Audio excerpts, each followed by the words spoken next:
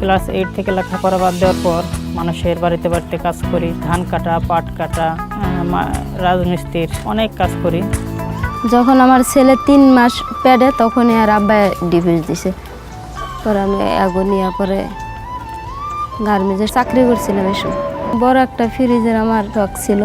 আমার বেতন হচ্ছে 150 টাকা। 150 টাকা বেতনে কিছুদিন কাজ করার পরে নিজে কাজ ধরে নিজে কাজ করার পর দৈনিক 500 টাকা ইনকাম করতাম। তবু আমাদের অভাবে ছিল। ভালো কোনো ব্যবসা বাণিজ্য করার মতন টাকাও ছিল না। আমার স্বপ্ন রয়ে গেল।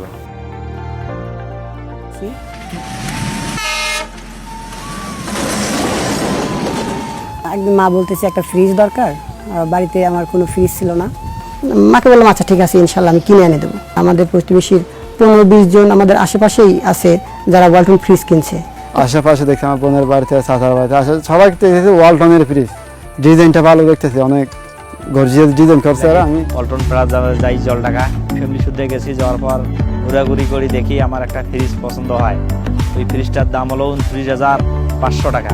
আমি 8,000 টাকা সারফে জমা দিই। আমার মোবাইল মিশে চাইছে যে 10 লক্ষ টাকার বিজয় হয়েছি আমি।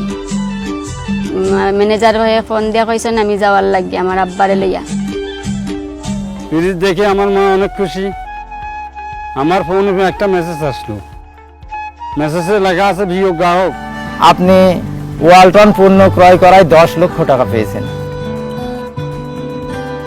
আরব ট্রেডার্স গলন্দমোড়, ওখানে নায়ক সাইমন এবং ওয়ালটনে বড় বড় দায়িত্বশীল এবং অফিসাররা এসে আমার হাতে 10 লক্ষ টাকার পুরস্কার প্রদান করেন।